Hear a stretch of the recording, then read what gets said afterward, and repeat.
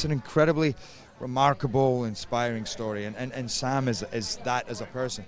But he's also, I mean, he's colorful as well. I mean, you got to say, there's a lot of laughs in this movie. It's funny, but it's so much heart, and it's brutal, and it's hard to take. It's all these things, and it's exciting as well, because he went on this incredible adventure that when I start telling people, when I start describing the story, sometimes I forget to tell them it's a true story, and they're like, oh yeah, right. So he was a drug addict, and then he went to Africa, and then he built an orphanage, and he was a preacher, and you go, it's a true story, and like, oh wow.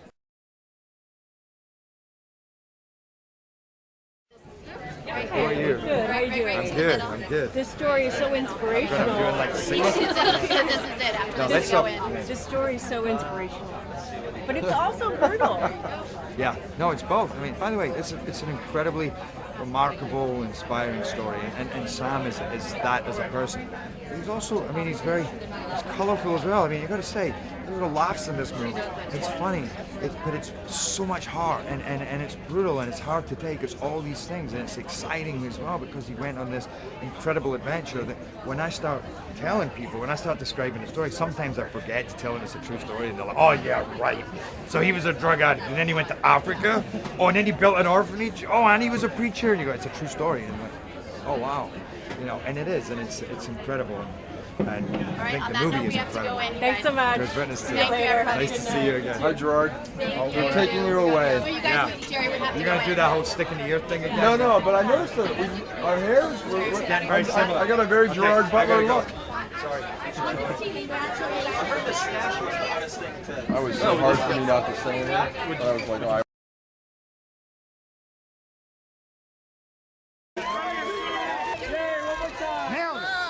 I came across this subject matter, and it's not something that I knew much about, especially when you watch the movie, you realize just, how extensive this issue is, and how horrific this is.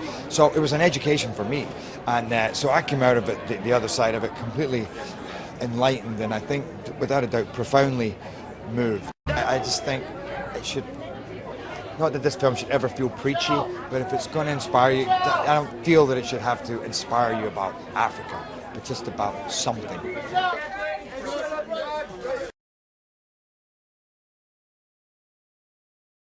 Thank you, everybody.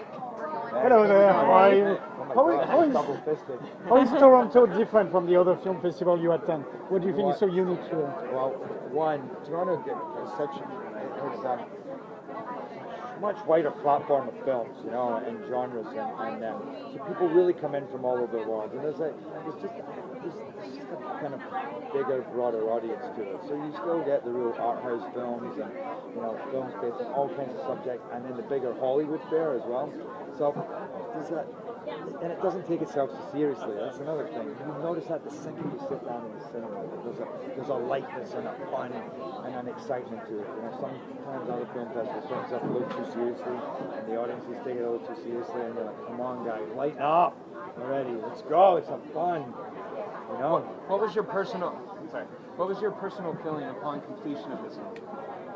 Well, it was many things, by the way. And never have I been more proud to finish a film, more happy to finish a film, because I was exhausted, and in some ways more sad, because this was a great role for me, and I love every day creating this story and this character, and the places that we went, especially down in Africa, and working with those kids. Life-changing experience working with those kids. And the day that movie finished, that was it. There's no more, So. You guys, thank you so much. Thank you. Thank you, everybody. Awesome. Thank you, yeah.